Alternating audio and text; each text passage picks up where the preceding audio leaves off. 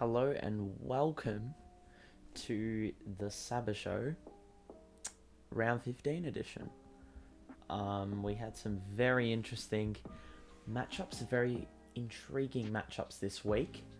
And we have to go all the way back to Thursday to get it underway. So, Thursday night saw Brisbane and Geelong go head to head, and this one was not close. The Cats, they couldn't do what they usually do, their intercept mark game, their key forwards, dominating. I don't think Cameron kicked one, Hawkins didn't kick one, Rowan didn't kick one.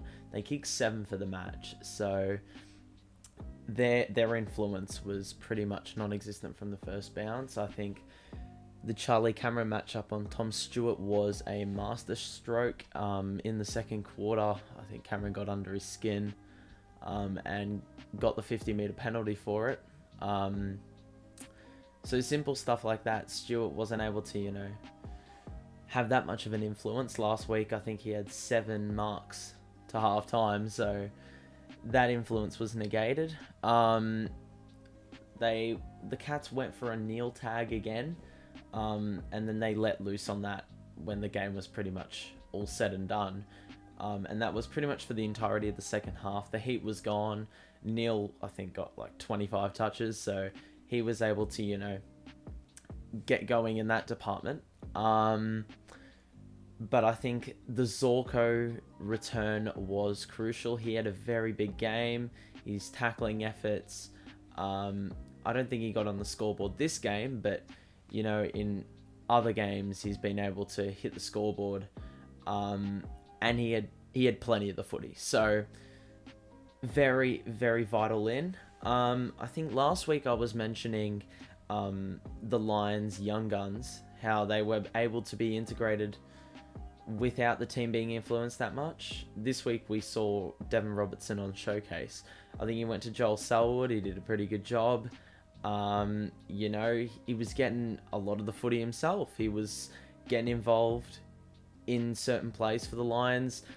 I think it was very good. And although I don't think it was worthy of a rising star nom, because he doesn't have that yet, I think he's well on his way to earning one, because, he's managed to hold his spot in a pretty good Lions side. So I think soon enough that time will come. But yeah, big win for the Lions, because I think if we look at the ladder, that got them level with Geelong on points, and they're above them on percentage. So very, very crucial win for them. But we move on to Friday night, and this was by far the worst Richmond performance I've seen in a very, very long time.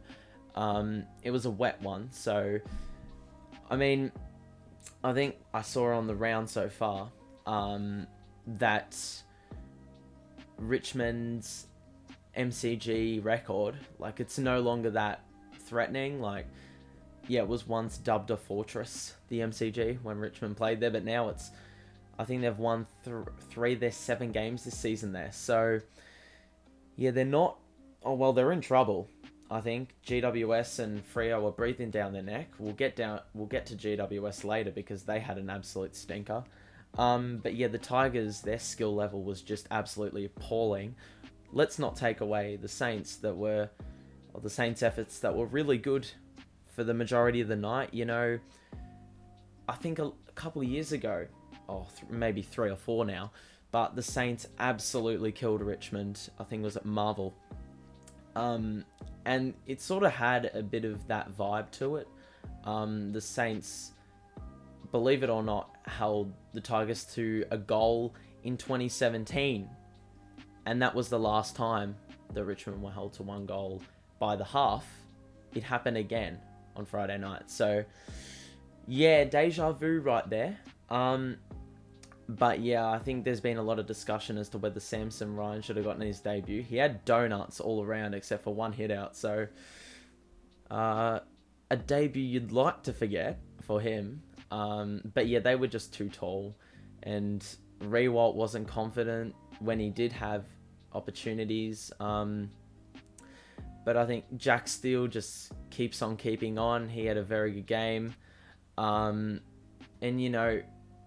I think Ben Long had a really good game. He had a couple moments where he was just weaving through tackles and seemed like he was Superman. I think he kicked 2 goals, I'd like to think, but he had plenty of opportunities to kick more. So, also, there was, on Twitter on Friday night, it was just absolutely chaos.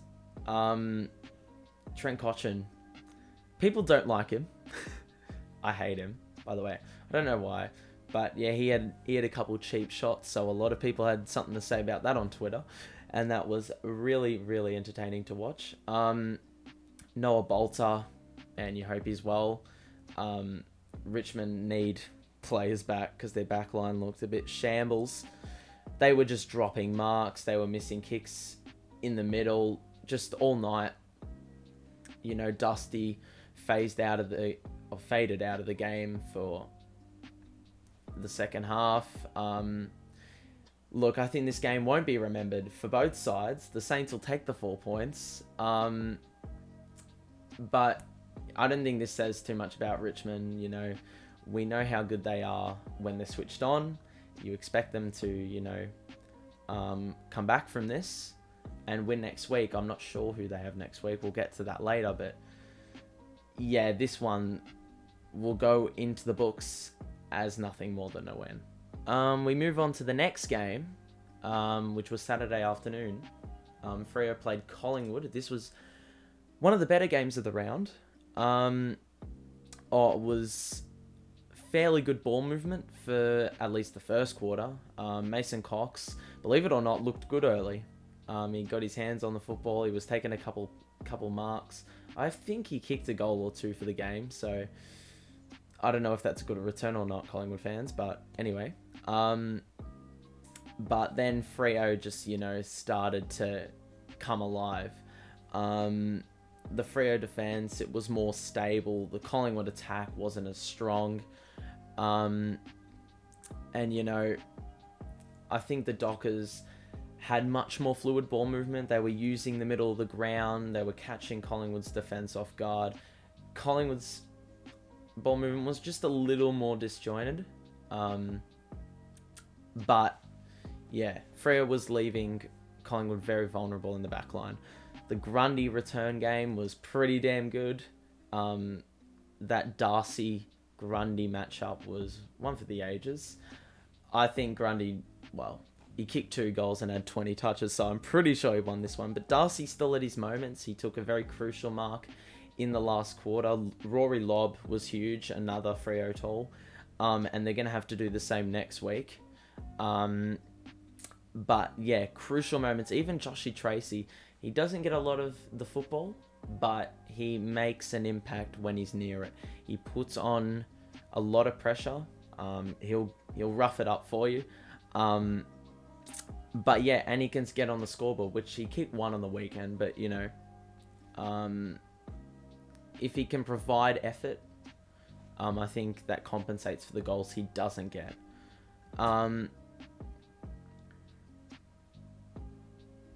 In the last quarter, Brett Bewley was, believe it or not, the match winner. He kicked the final 2 goals of the game. One of them was an absolute free shot off a step, I think, from the pocket. And then the second one was just some beautiful thinking by Liam Henry. I thought he was going to do something really stupid with it, but he stayed composed and hit Bewley wide open on the other side of the field. Playing a very traditional wing role, you pretty much do the train tracks. You go from defence to forward to defence to forward, pretty much follow the ball whatever side you're on. And he did that, and he basically got rewarded for it. So, huge win by the Dockers, especially in front of a Collingwood heavy crowd. Away from home, and you know what, they're right amongst it for a top 8 spot, so they're breathing down Richmond's neck and putting them very, very much under pressure. So good on Fremantle. They just keep on seeming to get it done. And just one more thing, I want to shout out Brandon Walker, because he's been a pretty good player for them in the couple of games he's played for them. Playing a halfback role. He hit this absolute bullet to Josh Tracy, I think, in the first quarter. Absolutely ridiculous. You don't know how hard that is, where you run in full pelt he hit him lace out. So I think he had a crucial spoil in the last quarter as well. So he's been a very, very good find for Fremantle, and I think especially with the injuries at their football club with all the key tools, I think he's about 185, but there's going to be plenty of opportunity for him to relish in a Fremantle backline. Now, I didn't follow the rest of the Saturday games. We'll skim over them later on. But we're going to go to the Hawthorn GWS clash on Sunday afternoon, the early fixture. And look, this game looked like it was going to be a blowout. I think GWS kicked the first 3 goals of the game. Hawthorn looked pretty lethargic, but then they showed some fight back. They kicked 2 goals late in the first, and then you just saw a bit of life in them, and then the crowd came alive. They flipped the script in the second. Tim O'Brien wasn't human. He took this absolutely ridiculous mark. You will see it in the highlight reels for the week. I don't know how we took that, but regardless, if Tim O'Brien's on song, then you know that the Hawks are going to be switched on. The Giants, yeah, they started open. There was no pressure on the ball, but then the Hawks, you know, they went into their defensive structure, and GWS just could not figure out a way to get through that. Hawthorn, they were winning it at the contest. They were more daring with it. They were kicking straight down the middle. And, you know, I think the Giants were a bit stunned by the challenge by the Hawks. Lachie Whitfield had a very, very good day, and he didn't stop running all day. Absolute workhorse. But for the rest of the team, they looked a bit stunned, I won't lie. And then you could just see the Giants come back.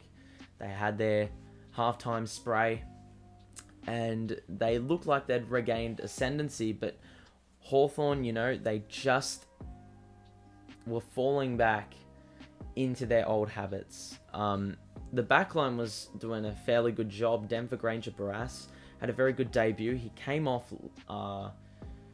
he didn't finish the game out, so fingers crossed he didn't do anything. Hopefully it's just, you know, management. I think, yeah, even that CJ Mayer, I think he dropped a mark in the middle of the ground. It was an absolute sitter, and he got punished for it. The Giants kicked a goal from that, and, you know, that just was letting the Giants back into the game. And that's what, you know, younger, more inexperienced football sides are guilty of. You know, they have a lot of possession, you know, they've been dominating, but they just can't put on the scoreboard, and then they give a cheap one away at the other end, and it just undoes all their undoes their work's all undone. All their good work is undone, should I say. Anyway, but in the last quarter, the young guns, believe it or not, for the Hawks absolutely came through. I think Lachie Bramble was involved in a number of scoring chains. Dylan Moore kicked 2 or 3 in the last quarter, which is just, it's great for him. It's great for the club. It's great for the supporters to see that in your football club. Will Day is dash off halfback all day. It's been talked about. At least it was in the commentary. And Jai Newcomb with a big goal early in the last quarter, just when you thought the Giants were coming. The Hawks, you know, through Newcomb, were able to, you know, combat that. It got them up and about, and, you know, with that, the Giants never really got back into the game. It was always sitting around that 2-goal margin through these young players contributing in getting some goals for the team and holding off the Giants' charge. I think for that game, the Giants, mate, it's one that got away.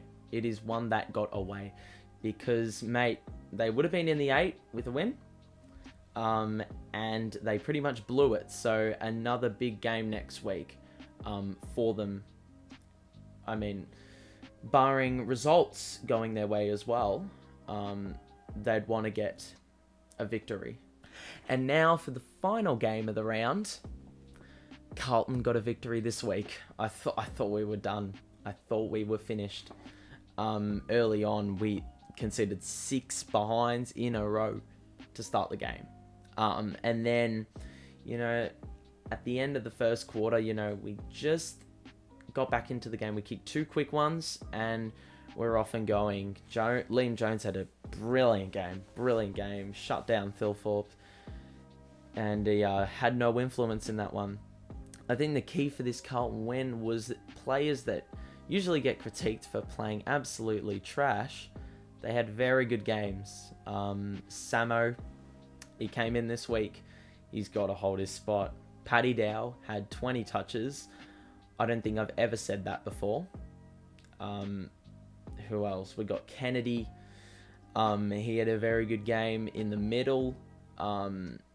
The list goes on. Zach Williams had a good game. Adam Sard, his pace off halfback was brilliant. But I think this just goes to show, if you play your players in the right position, they will do well and they will succeed. Paddy Dow played midfield as a junior, and he relished. He was much more confident than I've seen him in past weeks. He was much more assertive. He didn't look scared to go for the ball. He was calling for it. He was, hitting targets, and he was looking very composed. In traffic, he was, doing side steps and whatnot. I think another conversation is with Samo. They were trying to play him off halfback, and it didn't work, right? You put him into midfield, and you put him in half forward. These are the spots where it's going to aid your forward 50 entries if you have the ball in your hands. Because you're right around the 50-metre arc. You're helping with the delivery inside the forward 50, as well as getting on the scoreboard. And with Samo, he's got IQ, he's got composure, he's got good ball use. So if you put him in those spots, it's going to help with delivery, and we saw that yesterday. I think Adam Sard, his efforts were much, much better. That tackle on Sam Berry in the last quarter, goal saver. That's the stuff we want to see as Carlton fans. And honestly, in the second quarter, I was screaming in my seat. We kicked 8 goals for the first time. 8 goals for the first time in 7 years. Absolutely nuts. I'd never seen us play like this in such a long time. It was just quick ball movement and explosiveness and kicking direct, taking the game on. Such good football to watch. But I think I've talked a lot about Carlton. Let's just go to Adelaide for just a quick second. Look, I think Jordan Butts did a very good job on Harry Mackay. Kicked 3, but he never let Harry get too far away from him. In terms of absolutely dominating that matchup. He held his own pretty well. Rory Laird, he had an absolutely brilliant first half and then faded out as Curnow went to him. Ben Keys has been a very consistent performer throughout the end. Yesterday was no exception. He kicked a goal again. He's done that numerous times this year, and he, I think, put up 30 touches. But honestly, there wasn't much support for those guys. I think Adelaide really needed to think about putting a tag on Walsh, because my boy Sammy, he's doing an absolutely brilliant job this year. He had another 38 touches on the weekend. I would have thought the Crows would have put someone on him. I don't think they have a designated tagger, but you would have thought they'd put someone on him after De Boer did a very good job last week. And he ran rampant. So, yeah, I think that's one thing that they would regret from the matchup. And just one more thing before we're done here. Eddie Betts, man, if he took that mark, that is mark of the year. I do not care what anyone else says. I'm trying to get rid of my bias, but I am being biased, let's face it. That mark would have been absolutely insane. I would have absolutely screamed. But yeah, I think Eddie just doing what he does. He kicked 3 goals yesterday, which was a very good return for someone of his age. But I mean, it's Eddie. He will find a way to have an impact, whether that's tackling or kicking absolutely freakish goals. He kicked a very, very nice snag yesterday. He did a little fake, a little sidestep, and then the nice right foot banana in. But it was just one of those Carlton games where they had the lead and they did absolutely everything to raise the blood pressure of us Carlton fans by missing pretty much every opportunity they had in the last quarter to put them away. They kicked 5 behind, so absolutely toying with us, but it's good. It was a very important win for Carlton, not only for David Teague's job, but for the stability of the club, for the fans, for the players and their confidence. I think if we go into next week against Fremantle with the same mentality, the same game plan, the same idea with using our players correctly, then I think that it'll go a long way to finishing off the season much stronger than what we showed in the first half of the year, if that makes any sense. But I think a very, very good round of football. There wasn't a particularly close game, but overall some fairly interesting results. I think if we just go to the other games for a second, North Melbourne, they got the job done against the Suns. I saw this coming. The Suns are an absolute train wreck. I do not know what's going on, but North, it was good to see them get a result. The scoreboard did the Suns justice because this should have been a blowout.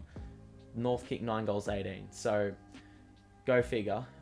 Port, they withstood Buddy Franklin and his final quarter charge. He kicked 3, I believe. But, Port, they're a good football side and they were able to get the job done. They found a way. Scotty Lysett coming up very clutch. That is only their second win against the top 8 side. So, not sure what this says about Port Adelaide. I really want them to beat one of the top tier teams. Sydney just aren't there yet. They're a bit off the mark. But yeah, good win to Port at home. They needed this one. If we move on to Saturday night, Essendon, they went with Melbourne. They went toe-to-toe, but the D is just, too strong. They found a way. Petrarca, I believe, had a very, very good match. Lukey Jackson, he's had a very good season. He could be the rising star. We do not know, but this was a very, very entertaining game to watch, I believe, although I didn't really watch too much of this one. And then we moved to the Sunday afternoon fixture. I didn't watch. The Bulldogs absolutely killed West Coast, and it really asks a lot of questions about West Coast. They had a lot of players coming back for this game, and they didn't make a difference. From the looks of it, they got absolutely killed. The Dogs had 20 more scoring shots than them, so I do not know what's going on there. It was a very wet game. There were no West Coast fans in the house, so maybe that played into it. But to be honest, I'm not too sure where West Coast sit, whether they're like a bottom top 8 side, whether they can challenge the top, whether they'll even make the 8, because they're not 100% clear of that yet. So we'll see how it goes. The bottom side of the 8, that 6th, 7th, 8th spots look really interesting going into, the latter part of the season. We'll see how that all pans out. But, I think this will be a very intriguing run to the end of the season. Next week, we've got Gold Coast Richmond, believe it or not, on a Thursday night, which is questionable. Very. Geelong play Essendon in Geelong. That's going to be a cracker. We'll see how Essendon go against another good side. Then we've got 4 games on Saturday. Melbourne play GWS. GWS, I don't think they'll win this one. Well, they couldn't beat Hawthorn at the same ground, so we'll see how they fare. Adelaide play Brisbane. I think the Adelaide crowd will get around their team, but I think Brisbane will be too strong. Fremantle play Carlton in Perth. We'll see if this one actually goes ahead in Perth, because restrictions and whatnot. But that game could be without a crowd, so I don't think the home advantage will really come into play much here. And then Hawthorn will play Port. We'll see if Hawthorn can muster up another upset. Port need to win that one. They cannot let themselves drop that. Sydney West Coast, very entertaining game. I believe that's 6th versus 7th. It is. This will be huge if you can win this one. Collingwood, St Kilda, that's not really, that's pretty much a dead rubber. St Kilda need to win this one if they want to have any hope of getting in the top 8. And then the final game is 2nd versus 18th. Bulldogs North. We'll see if North can stand a chance. We'll see if they, can go with them. But that is the round 15 recap for the AFL.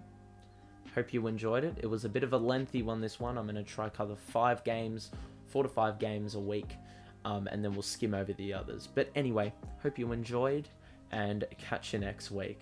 Bye for now.